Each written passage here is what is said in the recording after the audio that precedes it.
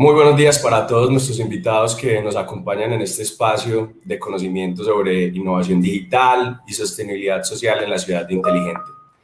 En este espacio hablaremos sobre las experiencias de ciudades inteligentes que permiten detectar retos y oportunidades si se parte de un enfoque centrado en las personas. Sean todos bienvenidos, esperemos pues que este conocimiento sea muy valioso para todos y tenemos un chat habilitado para que nos den sus comentarios y preguntas donde estaremos interactuando con ellas. En este espacio, en el día de hoy, nos acompañará Juan Cortés. Juan Cortés es profesor del IE University. Juan, como director de Urbanismo y Sostenibilidad en España, está actualmente incubando y desarrollando proyectos estratégicos de transformación corporativa a diferentes escalas. A lo largo de la última década, pues, ha tenido el privilegio de dirigir equipos multidisciplinares altamente capacitados, consiguiendo estrategias urbanas, estudios de viabilidad, planes, directores y diseño de espacio público a nivel internacional. Como arquitecto plurilingüe, Juan siente pasión por diversidad y el ambiente intercultural, y después de haber trabajado en proyectos de Euroasia, Oriente Medio, Norte de África, China y Estados Unidos.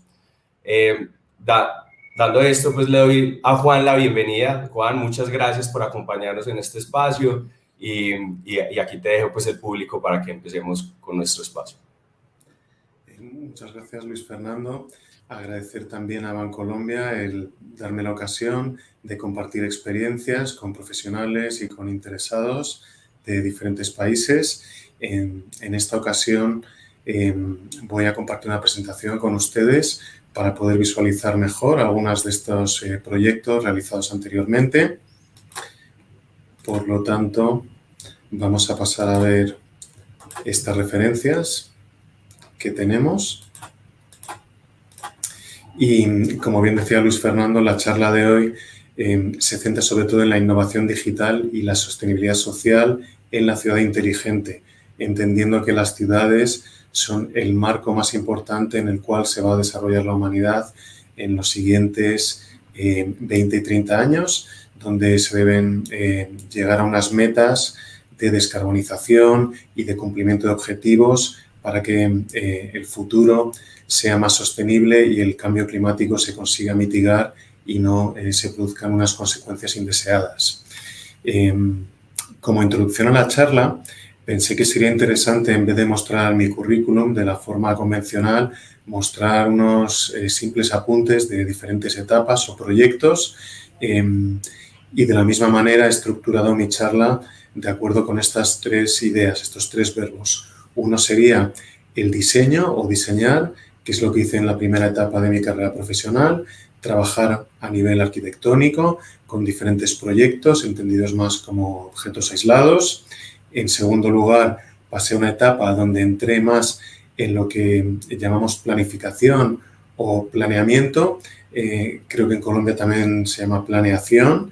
Entonces, en este caso serían proyectos a largo plazo, a nivel territorial, a nivel urbanístico.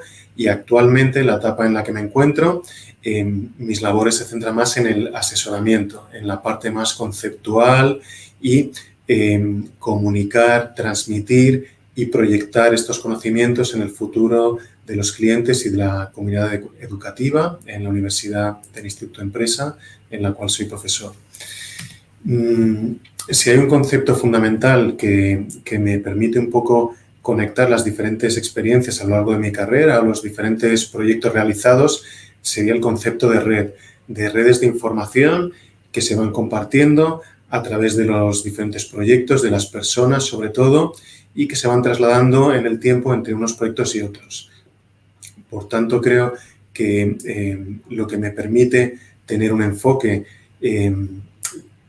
y generar un impacto positivo en la ciudad inteligente es el haber trabajado en proyectos de diferentes escalas, por ejemplo, desde los edificios, como pueden ver, en diferentes geografías muy diversas, desde China hasta Estados Unidos, pasando por Europa, y luego también proyectos de diferente tipo, desde el diseño de paisajes, la participación en proyectos de grandes infraestructuras, en procesos, y al final, desde mi punto de vista, esto no lleva tanto a una especialización en un área concreta, sino más bien a un enfoque general y centrado sobre todo en el diseño de espacios y en el asesoramiento sobre cómo las ciudades pueden responder a las necesidades de las personas.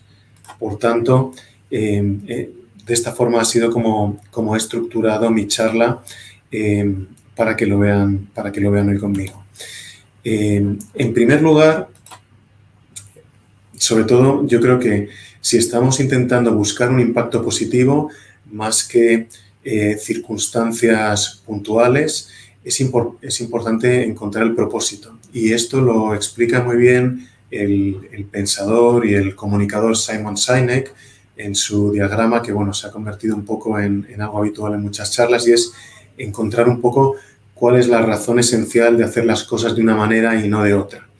Y reflejando de alguna manera los diferentes proyectos en los que he intervenido, mis experiencias docentes, yo creo que la necesidad de generar un impacto positivo y de que todos los trabajos estén centrados en las personas, ya sea entendido como el habitante de una ciudad, como el usuario de un espacio, como el alumno o como pasa hoy, digamos, el público que interviene en una de las conferencias para transmitir el conocimiento. Entonces, pues centrándonos en este propósito, voy a dar paso también a una de las ideas que yo creo que me han marcado más, y es que la tecnología no puede ser un fin en sí mismo. Es decir, no, el propósito de cualquier intervención, de cualquier proyecto, de cualquier trabajo de investigación no es buscar en sí una herramienta tecnológica, sino que la tecnología sirva para mejorar la calidad de vida de las personas. Y en estos efectos me parece muy interesante esta reflexión que hizo el arquitecto y pensador Cedric Price, que decía, si la tecnología es la respuesta, ¿cuál es la pregunta? Entonces es muy importante que tengamos claras cuáles son las preguntas a las que queremos responder desde el inicio, y esto nos permitirá proporcionar unas respuestas más adecuadas y que incidan mucho mejor sobre la calidad de vida de las personas, el respeto por el medio ambiente, las cuestiones sociales, como la reducción de las desigualdades, por ejemplo. Si invertimos un poco el orden que presenté en la parte inicial, en la etapa en la que me encuentro actualmente, mi trabajo se basa sobre todo en asesorar a diferentes tipos de clientes, desde el sector público hasta el sector privado. Se trata de un trabajo de forma más conceptual, interviniendo en diferentes tipos de proyectos, y uno de ellos que quería presentarles hoy se trataba de unas intervenciones estratégicas en un valle en la región central italiana de los Apeninos, que sufría una serie de problemas que les voy a contar a continuación, pero sobre todo el hilo conductor de este programa se trataba de recuperar la identidad local y revitalizar la zona, creando un nuevo futuro para sus habitantes. Ellos tienen una serie de problemas ahora mismo. Uno de ellos es la falta de conectividad de transportes. Si conocen un poco la geografía italiana, es un país que tiene un eje muy potente de norte a sur, y todas las infraestructuras se desarrollan en esta dirección. Sin embargo, de este a oeste, pues es cierto que no existe esta conectividad, y ha afectado históricamente también a otros factores como la economía o como la fuerza de la sociedad.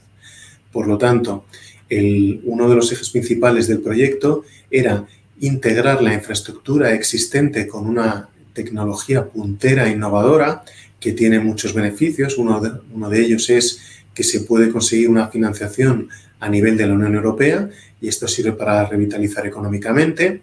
El segundo punto sería renovar el entorno construido desde el punto de vista energético.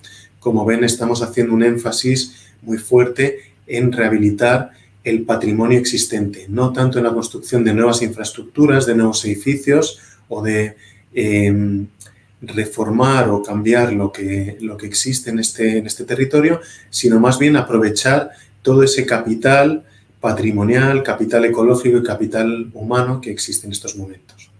El tercer eje, por supuesto, como no podía ser de otra manera, trata de promover la sostenibilidad medioambiental y paisajística. Tiene unos valores naturales, unos valores agrícolas, una serie de paisajes típicos que se han ido conformando a lo largo de los siglos, y esto se debe poner en valor y se debe aprovechar para el desarrollo humano y el desarrollo económico de la zona, que sería el cuarto eje, por supuesto trabajando a nivel local con los grupos de interés de esta comarca y de este valle en el cual se encuentra. ¿Cómo lo hacemos y por qué hemos traído este caso a una jornada específica sobre digitalización y ciudades inteligentes? Porque en el núcleo del concepto están los datos y la innovación, que debe ser la palanca o el principal tractor de la economía. Estamos hablando de unas economías muy desarrolladas dentro de la sociedad de la información y, por tanto, el grado de industrialización se está moviendo hacia lo que se denomina Industrias 4.0 y las TICs, las tecnologías de información y comunicación. Y esto está siendo el principal impulso de la modernización, del avance, de la creación de empleo.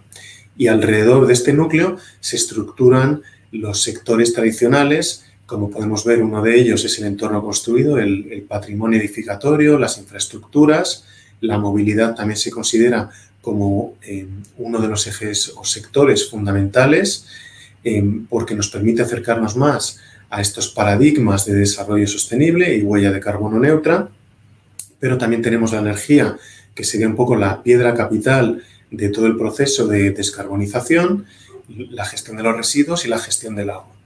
Y luego, alrededor de estos 5 principales sectores, tenemos, digamos, las formas de trabajo, las diferentes áreas a las cuales se quiere afectar. Uno de ellos es el buen gobierno y los procesos de compras. Tenemos operación y mantenimientos, la entrega de tecnologías digitales y luego también la financiación, como no puede ser de otra manera, que es un poco lo que permite que este engranaje funcione correctamente.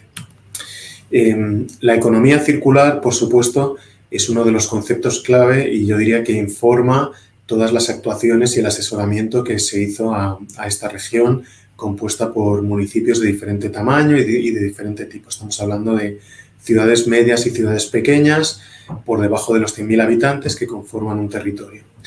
¿Y cuáles serían los conceptos claves para que se pueda conseguir en el corto y en el medio plazo una economía más circular?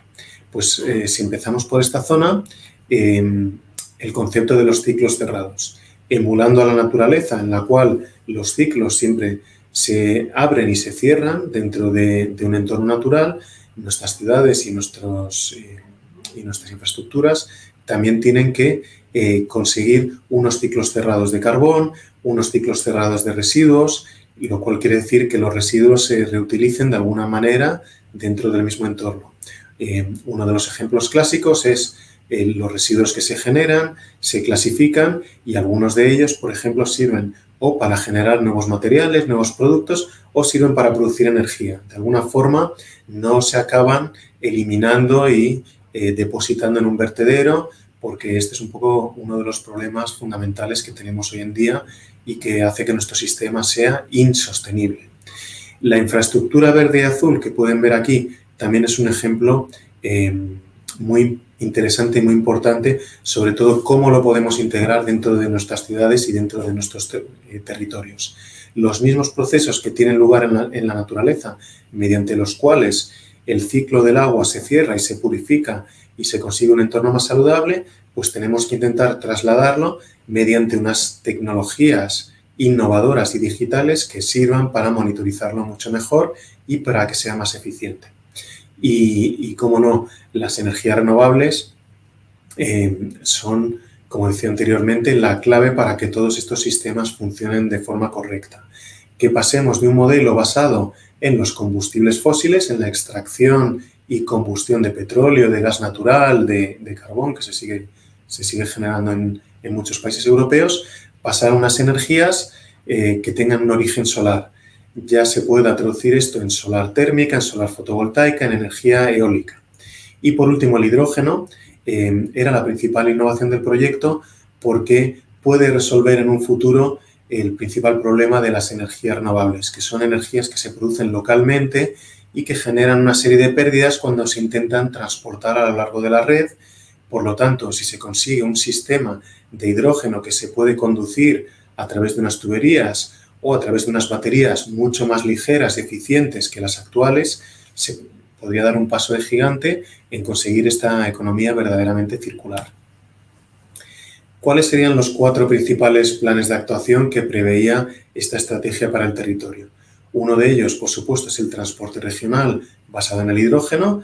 Si nos imaginamos el subcontinente, la península italiana, tenemos la ciudad de Roma como principal capital. Si conseguimos conectar estos municipios con Roma a través de un transporte público que sea eficiente, que sea rápido, que sea económico y, por supuesto, que sea medioambientalmente sostenible, pues tendremos ya un elemento clave para que funcione mucho mejor y se pueda vertebrar el territorio. El segundo plan o la segunda clave sería la generación y distribución de hidrógeno. Si se consigue la autosuficiencia energética, este territorio va a ser mucho más saludable, va a producir menos emisiones y sus habitantes van a aumentar sus niveles de prosperidad y posiblemente van a disminuir las desigualdades actuales. Una pieza fundamental también en ello sería que la movilidad urbana, la movilidad dentro de un municipio, dentro de un ayuntamiento, de una ciudad, se pueda lograr con vehículos de cero emisiones y con sistemas de cero emisiones, que esto lo detallaré un poco posteriormente. Y por último, el cuarto punto, y que he pensado que es interesante detallar en la sesión de hoy, porque dentro de nuestra audiencia se pueden contar muchas personas del sector público o del sector privado que estén colaborando con el sector público, sería la Oficina de Gestión Integrada del Programa de la Ciudad Inteligente, que va a ser un poco lo que voy a comentar posteriormente.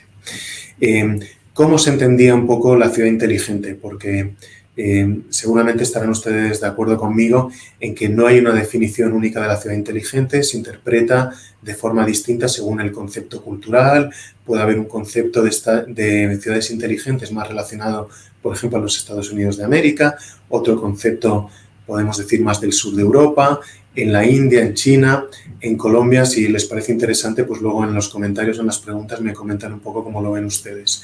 Pero nosotros pensamos que era interesante dividirlo en unas capas básicas. Por supuesto, todas ellas centradas en los datos digitales, que es un poco la clave para que funcione la ciudad inteligente, siempre enfocada hacia las personas y hacia el bienestar de los futuros usuarios, que serían en este caso los habitantes del territorio.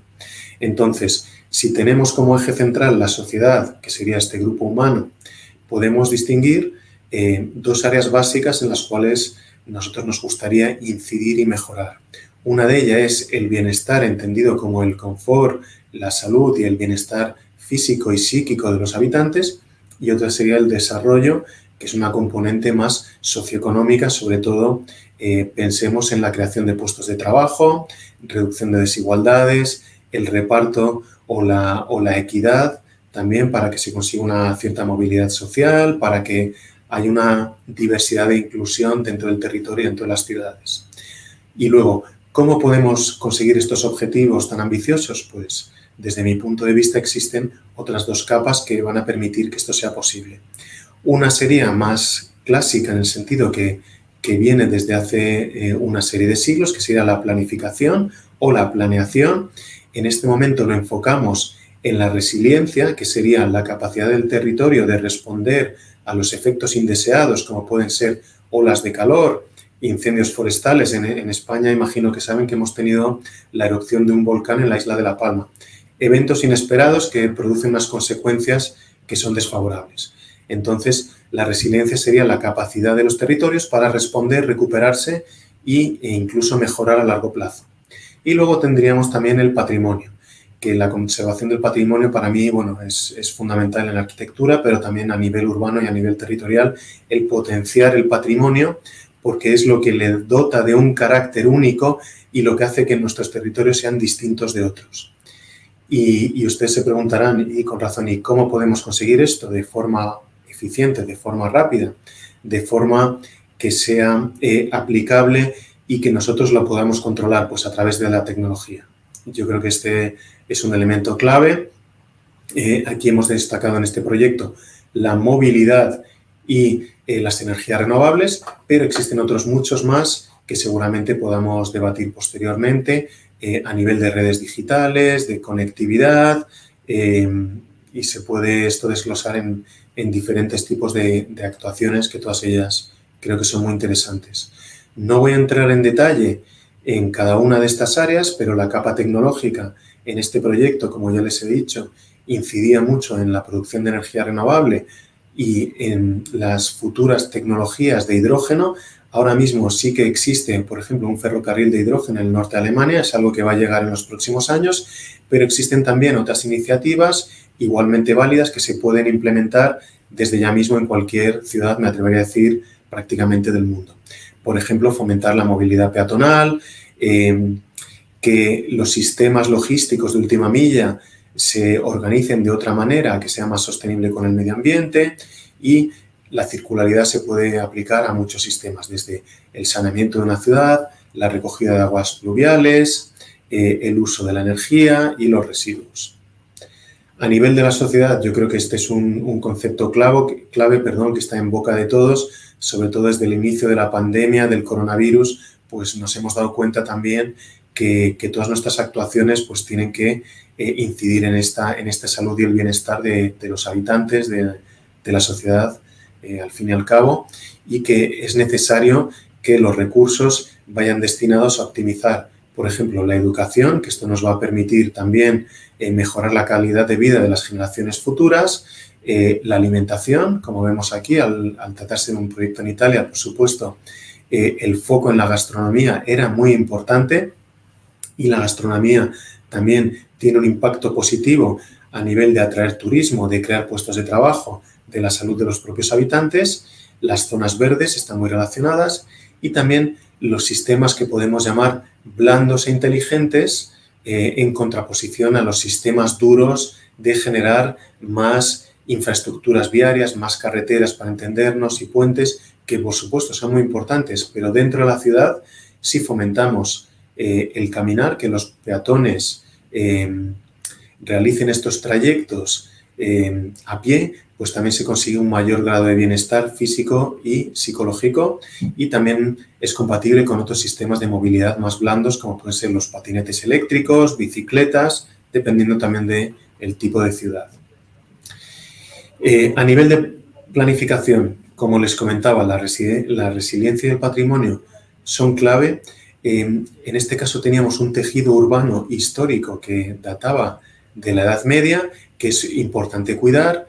Existían también unos riesgos naturales, que el principal de ellos eran los terremotos, por lo tanto también la tecnología nos iba a servir para monitorizar mejor, para realizar unas predicciones y para reconstruir las áreas afectadas. Quiero destacar también dentro del área de digitalización lo que se denominan los gemelos digitales. Esto sería básicamente crear un modelo digital en 3 dimensiones de nuestra propia ciudad para poder, en primer lugar, gestionar de forma mucho más eficiente los nuevos proyectos, sean de rehabilitación o obra nueva que se realicen, pero también nos permite realizar unas simulaciones para ver el rendimiento de la ciudad. Por ejemplo, si la conectividad peatonal es óptima, si los espacios públicos permiten que las personas se desplacen de forma rápida, de forma segura y de forma inclusiva. Pensemos en todos los grupos de edad que tenemos en una ciudad, desde los niños hasta las personas mayores, pasando por todos los colectivos. Y luego, yendo también a los temas digitales un poco más detallados, estas estructuras también se pueden volver inteligentes dentro de la ciudad a través de una sensorización que nos permita también tomar unos datos durante la producción de o cuando acontecen los terremotos, para evaluar el estado posterior, si es necesario rehabilitarlos o si es necesario reponer alguna infraestructura que, desgraciadamente, en los últimos eventos que han sucedido en Europa, pues sí ha sido necesario. Soy consciente que en Colombia existen unos problemas similares también con el sismo, por tanto creo que es un enfoque que se puede trasladar con las variantes que sean necesarias. Y luego el foco de esta charla, pensé que sería muy interesante detallar un poco más un sistema de gestión que llamábamos la Smart PMO, que es lo que he denominado anteriormente la Oficina de Gestión Integrada del programa de la ciudad digital, porque uno de los principales retos a los cuales nos enfrentamos en España es la diferencia de velocidades entre el sector privado y el sector público. El sector público, generalmente los ayuntamientos, que son los que tienen la mayoría de las competencias en España de actuación sobre la ciudad, está dividido en una serie de departamentos clásicos, organizados en función de unos criterios administrativos y políticos.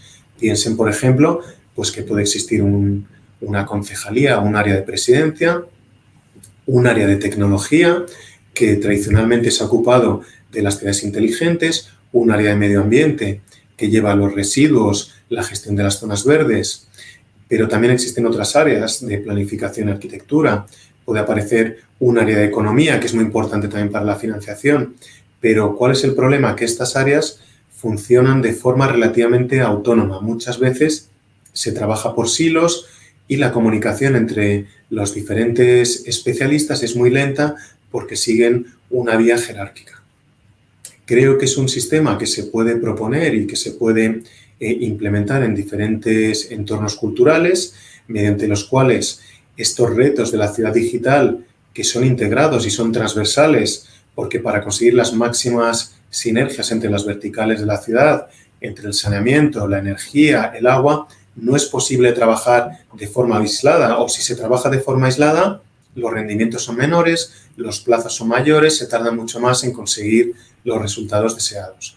Por lo tanto, la Oficina de Gestión Integrada de Proyectos lo que puede hacer es dar un soporte a estos municipios de forma semiautónoma, se puede gestionar por el sector privado, por ejemplo, para conseguir una mayor agilidad y que las competencias para conseguir llegar a una ciudad inteligente estén centralizadas en esta oficina.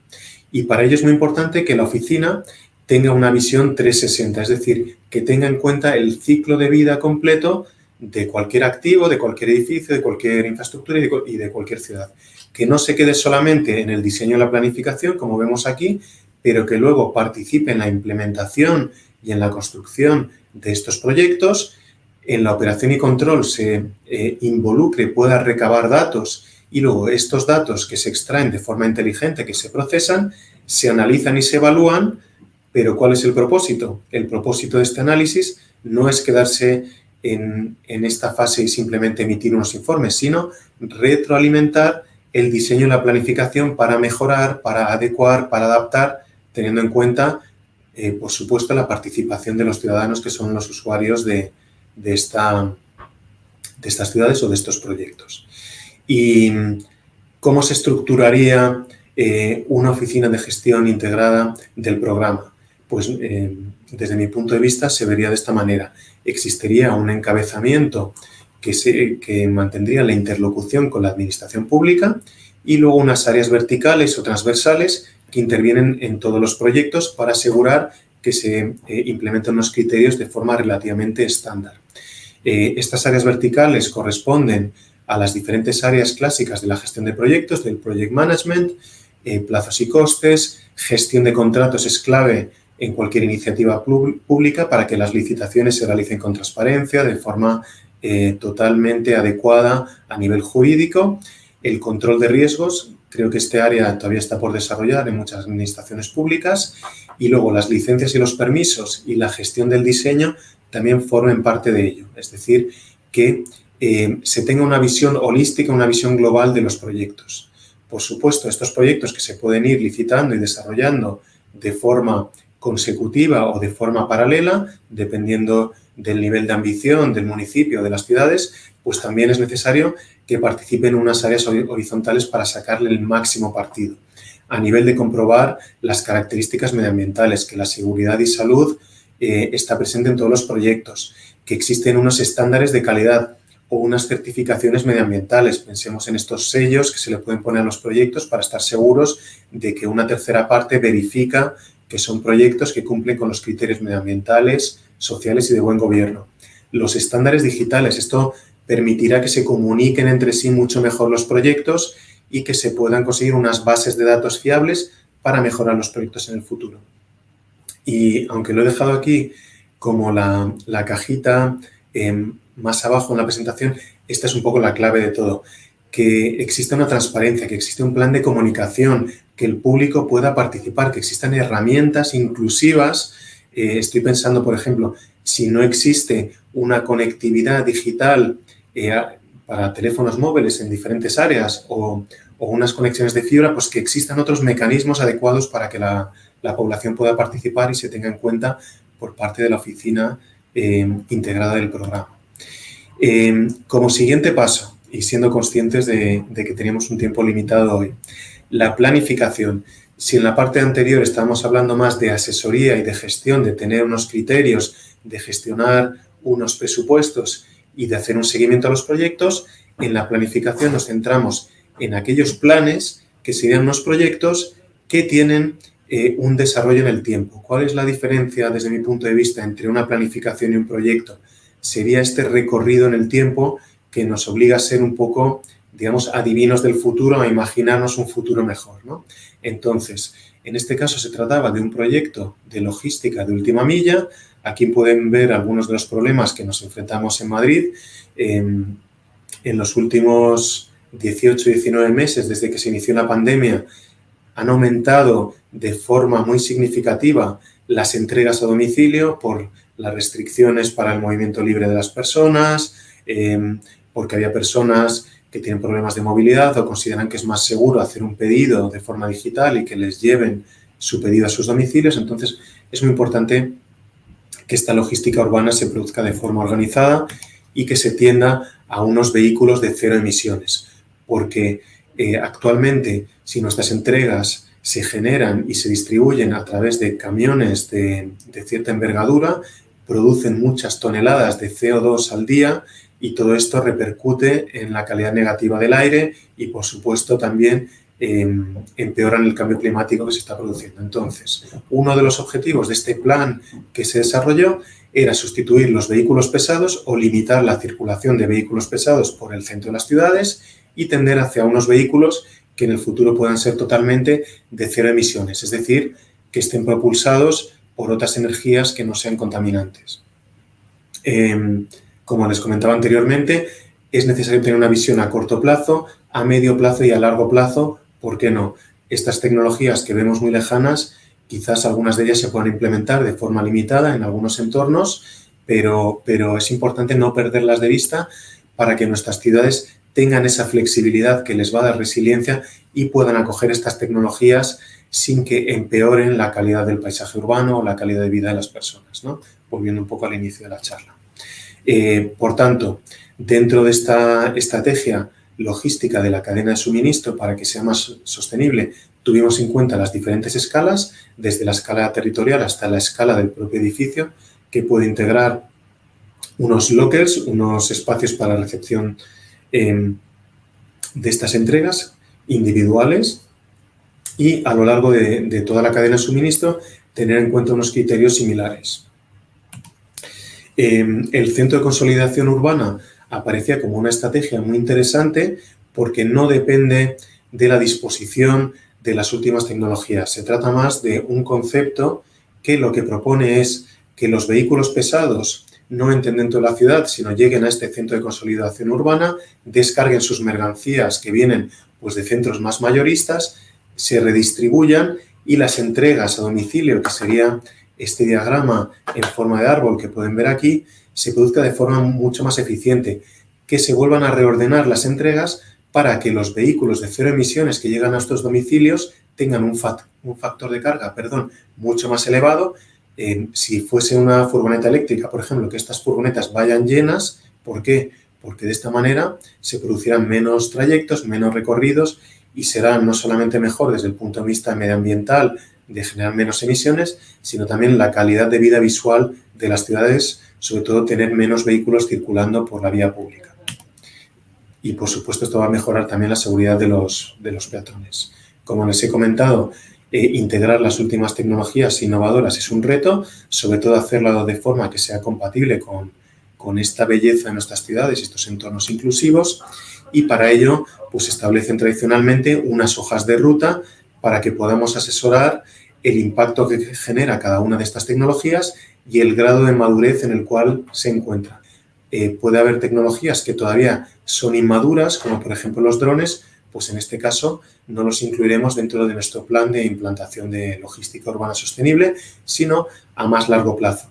Sin embargo, otras tecnologías son más maduras y tienen menos impacto, como pueden ver en la gráfica, pues por estas son por las que tenemos que apostar a corto plazo para mejorar la logística de nuestras ciudades. Y por último, no quería dejar de mostrarles algún proyecto de diseño concreto de la ciudad o de proyectos también para que se pueda visualizar cuáles son los resultados, ¿no?, de todos estos procesos. Aunque yo lo he dividido en 3 apartados distintos, la gestión, la planificación y el diseño son partes de la misma unidad. Y si todo funcionase correctamente, pues siempre se llegarían a unos proyectos dentro de un espacio relativamente corto de tiempo con unos resultados concretos. En este caso se trataba de un proyecto en la mayor ciudad europea. Estambul es una ciudad que está a caballo entre Europa y Asia, a los 2 lados del canal del Bósforo, como pueden ver aquí, y se ve afectada por unos desastres naturales que se producen desgraciadamente cada cierto año, son cíclicos, y sobre todo los terremotos que también generan corrimientos de tierras e inundaciones. Es decir, son unos desastres naturales que tienen un impacto muy severo sobre la población que habita aquí. Y este era un poco el catalizador de este proyecto lanzado por el Ayuntamiento de Estambul. ¿Cuál es la forma de afrontarlo? Pues como hemos comentado antes, de forma integrada. Se recogen unos datos digitales. En este caso, el Ayuntamiento de Estambul tenía unas bases de datos de lo que llamamos SIG, Sistemas de Información Geográfica. Sin embargo, son datos en bruto, o eran datos en bruto que había que clasificar, había que analizar, había que superponer las capas una encima de otra para encontrarle un sentido y realizar unas propuestas de mejora. Una vez que realizamos este análisis físico, social, legal, medioambiental, tiene muchos más aspectos de los que muestra la diapositiva, se pueden detectar aquellas oportunidades más inmediatas y también los riesgos. Y esto sirve para elaborar unos escenarios que buscan la eficiencia holística. No se trata de una eficiencia financiera pura de obtener el mayor retorno de una inversión, sino también conseguir un valor social en la comunidad, ¿no?, que estamos viendo es una tendencia que de forma muy acertada está solicitando, por ejemplo, las Naciones Unidas o diferentes grupos de interés a nivel global. Y luego, una vez que se evalúa este escenario o estos 3 escenarios desde el punto de vista de medioambiental, de diseño urbano, movilidad y transporte, gobernanza y comunidad, energía y agua, se compara y se elige el escenario que tenga el mejor funcionamiento global. Muchas veces es verdad que no existe un escenario de los que tenemos contemplados inicialmente, sino que el objetivo marcado es una fusión de todos ellos. Se intenta extraer lo mejor de cada uno de los escenarios, apoyándonos siempre en herramientas digitales que nos permiten analizarlo con datos reales, comparando los resultados. No estamos hablando de unos objetivos simplemente cualitativos, sino objetivos cuantitativos. Y les pongo un ejemplo. Podemos detectar en un mapa, según la planeación que hemos realizado, cuál sería la duración media de un recorrido peatonal desde el domicilio hasta el trabajo, por ejemplo, desde el domicilio hasta la escuela de los niños. Es decir, esto se puede cuantificar.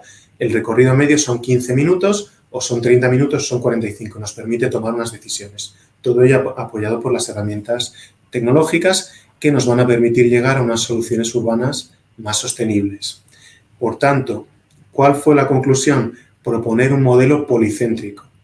Es decir, que no haya un único centro de la ciudad que concentre todos los sectores, como puede ser el sector financiero, el sector turístico, el sector administrativo, sino que se vaya distribuyendo. Esto tiene muchas similitudes, con el modelo propuesto por el Ayuntamiento de París, que está teniendo mucha repercusión. Es decir, de esta manera, si distribuimos los usos de forma más equitativa a lo largo de la ciudad, no va a haber tantas necesidades de desplazarse de un sitio a otro.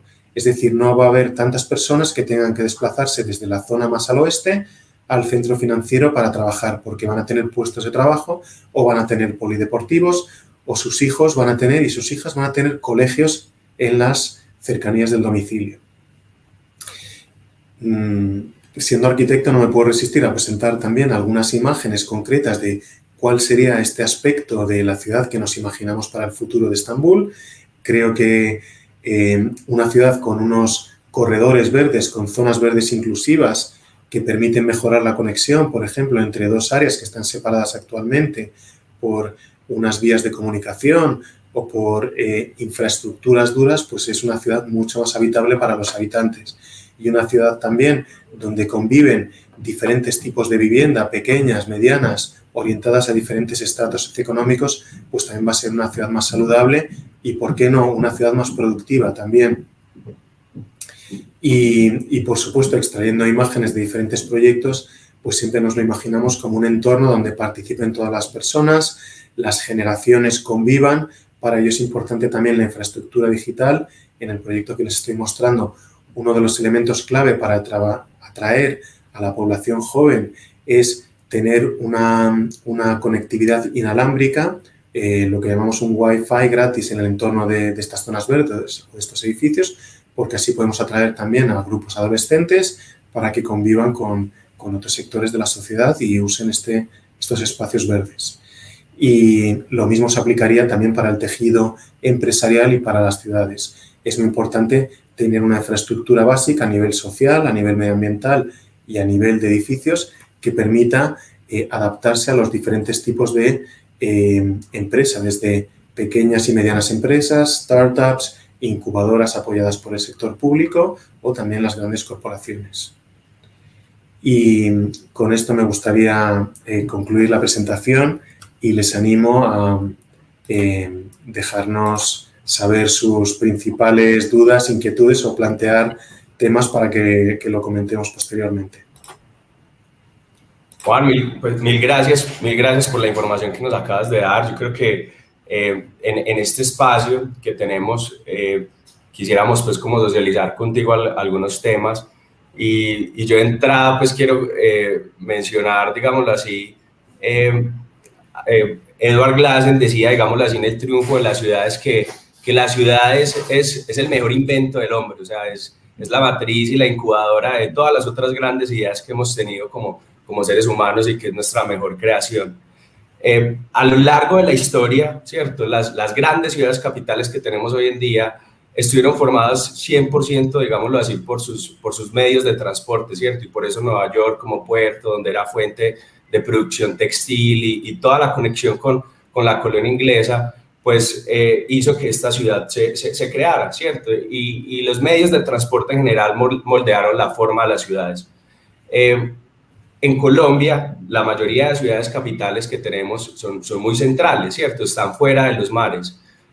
¿Cuál sería, digámoslo así, ese consejo de cara a las tendencias y a lo que realmente, en términos de competitividad, las ciudades deberían de tener hoy en día? ¿Cuál sería ese consejo? ¿Cuál sería, digámoslo así, esa clave para poder insertarnos las ciudades colombianas a esas dinámicas globales y ser más competitivas? Sí, aquí yo creo que es importante referirse a una idea que se está lanzando por muchos expertos, incluidos algunos compañeros míos en la universidad, que las macro tendencias o megatendencias que se estaban difundiendo a nivel global se han acelerado por la pandemia, y una de ellas es la posibilidad del teletrabajo o trabajo híbrido, las oficinas o ventanillas únicas digitales con la administración, por ejemplo, que no necesitamos desplazarnos físicamente a realizar una gestión, como puede ser consultar una ficha en el catastro de un terreno agrícola, por ejemplo. Por lo tanto, ¿qué es lo que estamos viendo? Que la movilidad física sigue siendo clave para las ciudades, pero cada vez más la conectividad digital les permite competir a nivel global, porque muchos de estos flujos son flujos de información, llamémosles inmateriales, y luego también los flujos de talento, no tanto los flujos físicos, sino el conseguir atraer talento, y estoy pensando mucho en talento joven, porque son las personas que están dinamizando la economía en muchas partes del mundo, y para ello tenemos que proporcionar unos entornos que sean atractivos dentro de nuestras ciudades, con zonas verdes, con escuelas, con puestos de trabajo que no tienen que ser necesariamente convencionales. No siempre el talento joven está buscando la oficina corporativa, sino otro tipo de espacios donde puedan intercambiar ideas con personas de otros sectores que pueden tener inquietudes similares. Por ejemplo, el cambio climático. Estoy pensando pero no todos ellos necesariamente pertenecen al sector financiero o los arquitectos o la administración pública. Es decir, creo que la tendencia, desde mi punto de vista, se aleja un poco del transporte como infraestructura de conectividad física y tiende más a la conectividad social y a la conectividad digital. Y gracias, Juan. Aquí tengo una pregunta en el chat de Juan Carlos. Juan Carlos nos pregunta, ¿cuál es el principio para una ciudad o municipio en Colombia? Que en Colombia inicie una planeación sostenible e inteligente, partiendo de que se tienen necesidades muy básicas. Sí, yo creo que el interés de este modelo es que es un modelo que es agnóstico a nivel de tecnología. Es decir, no es necesario implantar, por ejemplo, drones o vehículos autónomos, sino que la idea de la oficina de gestión integrada del programa se adapta a diferentes geografías y estoy pensando en casos, por ejemplo, en la India, donde ha sido muy efectiva porque sirve de un apoyo para la administración pública, que en ese caso no tenía unos recursos humanos formados y unos medios materiales y en ese caso el foco de la oficina no era tanto de sensorizar y de hacer los aparatos o los componentes de la ciudad más inteligentes y que se comuniquen entre sí, sino de mejorar el saneamiento de la ciudad o de generar una infraestructura verde, unas zonas verdes, los entornos de los ríos, mejorar la calidad del aire. Es decir, es un concepto que yo creo que se puede aplicar perfectamente a Colombia. Entonces, para mí la clave sería recoger la información existente, buscar esa información, digitalizarla, realizar un análisis y a partir de aquí definir cuáles son las prioridades de acuerdo con el status quo de la ciudad. Si son fundamentales las necesidades sociales o de reducir las desigualdades, pues se deberán lanzar los proyectos en esta línea. Si es una cuestión de mejora de infraestructuras, pues se tendrá que tener esto en cuenta. O si de verdad hemos llegado a un punto donde sí que podemos implantar las últimas tecnologías, pues esto también se podrá producir. Pero la oficina es un marco, digamos, de pensamiento o de actuación, de gestión eficiente, más que una apuesta por un tipo de tecnología concreta. Gracias, Juan. Yo creo que aquí tengo una pregunta muy relacionada a lo que acabas de responder. Santiago Montoya nos pregunta, ¿por qué priorizar la inversión en tecnología que satisfacer las necesidades básicas de una ciudad? Claro, mi concepción de tecnología es muy amplia. No estoy pensando solamente en la última tecnología ni en la tecnología digital. Entonces, la tecnología estamos viendo que se está aplicando a mejorar zonas verdes, a revitalizar espacios públicos, por ejemplo. Entonces, en ese sentido, proveer de saneamiento y evitar que se propaguen las enfermedades infecciosas en una ciudad, para mí eso también sería tecnología. No es solamente la tecnología puntera que nos llega a través de las redes sociales que se está implementando en los países, digamos, completamente desarrollados. Entonces, como decía anteriormente, creo que es importante filtrarlo y que la prioridad sea un poco las necesidades de los habitantes, no las necesidades de las multinacionales o de las empresas privadas que quieren promover un tipo de tecnología u otra, o unos servicios u otros.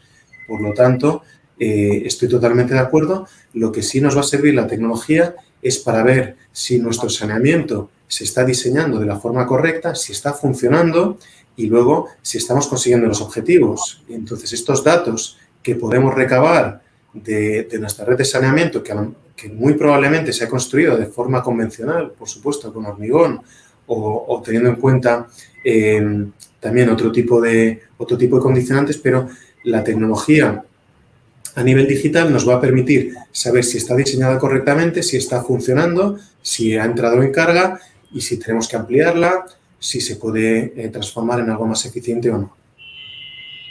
Gracias, Juan.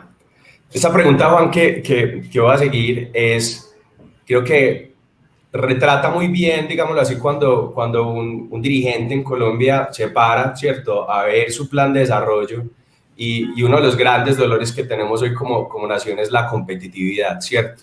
Y esos, digámoslo así, esos diferentes factores que nos ayuden a insertarnos pues en las dinámicas globales en general. Daniela nos pregunta, ¿cómo una ciudad con un enfoque sostenible se correlaciona con mayor competitividad? Sí, aquí estamos viendo de forma muy clara que los índices de sostenibilidad no es algo, y si me permiten pasar un poco al inglés, no es nice to have, no es un adorno, algo que nos gustaría, algo aspiracional, sino que hoy en día nuestras ciudades, nuestros edificios y nuestros productos financieros deben ser sostenibles si quieren aspirar a obtener una financiación de entidades supranacionales. Por ejemplo, en Europa claramente la Unión Europea, me estoy poniendo en el lugar de América Latina, pues también los bancos de inversión o diferentes entidades multilaterales. Entonces, la sostenibilidad nos va a permitir tener un entorno más limpio, más saludable. Esto también va a causar que los habitantes, que son las personas que luego mejoran su productividad, los trabajadores, los emprendedores, la administración pública, sean más productivos si están en mejores condiciones de salud. Y luego la segunda derivada, como decía, es que también nos va a permitir ser más competitivos a nivel económico, porque vamos a traer más ayudas, nuestros productos, por ejemplo, o estoy pensando, por ejemplo, imagínense un edificio de oficinas, si este edificio es completamente sostenible y lo certificamos, en el momento que se quiera desinvertir, obtener un retorno económico por el edificio, si es sostenible, este retorno va a ser más alto y esto ya lo estamos viendo, es incuestionable. Es verdad que, por ejemplo, a España está tardando un poco más en llegar, pero, por ejemplo, en Reino Unido, las rentas obtenidas de los inquilinos que se establecen en edificios sostenibles son de media mucho más elevadas que aquellos edificios que no tienen las certificaciones de sostenibilidad. Entonces, esto se puede medir ya en el valor concreto que aporta la sostenibilidad. No es simplemente un intangible. De acuerdo. Juan, yo tenía una idea en la cabeza ahorita que estabas hablando sobre el contexto de la pandemia, ¿cierto? El triunfo de las ciudades finalmente, y pongo el caso de Nueva York, ¿cierto? Que yo creo que concentra gran parte digámoslo así, de su desarrollo económico alrededor de los servicios financieros, y el éxito de Nueva York es pues que es un área pequeña de donde ha tenido pues es una ciudad más compacta que la hace mucho más ecológica. ¿Cómo este diseño de estas ciudades, cierto, que son más compactas, más eficientes, más ecológicas, cómo cambia, digamos, esas dinámicas que las hace exitosas alrededor de la pandemia, cierto? Donde el contacto se vuelve difícil? Entonces, ese concepto de ciudad sostenible que tenemos y que hoy ya la historia nos dice, las pandemias pueden ser parte de su realidad. Jared Diamond en su libro lo retrata muy bien, y es un tema desde los riesgos que tenemos que empezar a evaluar, cómo las ciudades sostenibles hoy en día se tienen que preparar para poder afrontar mejor este tipo de situaciones que nos van a seguir pasando de aquí en adelante. Estoy completamente de acuerdo contigo, Luis Fernando. Y efectivamente las ciudades compactas y densas se han tenido que reinventar cada vez que surgía una catástrofe. La última, pues, como todos sabemos, es la pandemia, pero anteriormente también las epidemias del cólera fueron la causa por la cual se implantaron sistemas de saneamiento. Los problemas de movilidad y de insalubridad también generaron que se mejorase el sistema viario de las ciudades, que se sustituyesen los caballos por automóviles. Ahora estamos en otra fase, por supuesto que esto lo hemos superado, pero a mí no me cabe duda que el modelo más sostenible y también que genera mayores sinergias a nivel económico, a niveles sociales, una ciudad relativamente compacta y densa. Imaginémonos un modelo en el cual tenemos una ciudad como Barcelona de media con 5 o 6 alturas, pero con zonas verdes, y seguramente tengan que surgir algunos ajustes según va cambiando el clima, van surgiendo pandemias, pero algunos de ellos hemos visto que son posibles. Es decir, que parte de la infraestructura viaria, de los carriles destinados a los automóviles, se transformasen en zonas para los peatones, zonas verdes para niños, para practicar deportes. Esto surgió incluso antes de la pandemia y lo denominaron las superislas en Barcelona, pero ahora está cogiendo muchísimo más impulso y tengo entendido que el ayuntamiento lo va a implantar en diferentes zonas. Por tanto, mi visión y mi pronóstico es que la ciudad compacta y densa va a seguir siendo el paradigma de la sostenibilidad. En ningún caso los urbanistas creo que estamos pensando en una ciudad de los suburbios extensa donde haya que desplazarse en automóvil, pero habrá que reinventarla, sobre todo escuchando y estando muy atentos a las necesidades de la población, convirtiéndola en más inclusiva, más verde, que sea atractiva para el talento joven y que también de forma energética pues sea mucho más eficiente que actualmente. Juan, yo quiero como conectar esta idea que acabamos de desarrollar con algo que mencionabas durante la charla sobre la fortaleza del patrimonio, ¿cierto? Y hay ciudades alrededor del mundo que cuando cuidan su patrimonio, por ejemplo París, ¿cierto? El precio de la vivienda se vuelve muy cara, ¿cierto? Y eso obliga a que las ciudades se vuelvan un poco más dispersas, ¿cierto? Y hoy tenemos muchos ejemplos de ciudades dispersas, ¿cierto? Como por ejemplo Los Ángeles, que su grado de expansión es tan amplio y los gobiernos han hecho una inversión en infraestructura muy fuerte. ¿Cómo convivir o cómo, digámoslo así, reconciliar esa idea que tenemos hoy de ciudad sostenible con ya el desarrollo de infraestructuras pues, de estas ciudades que se vuelven tan grandes, cómo evolucionarlas, ¿cierto? Porque hoy un dirigente se enfrenta con esa disyuntiva. Yo le invertí miles de millones y tengo mi plan de ordenamiento territorial de esta forma, la ciudad durante 20, 30 años ha venido, cómo reconciliar esa visión con lo que hoy ya nos imaginamos y los retos que nos está trayendo este tipo de ciudades.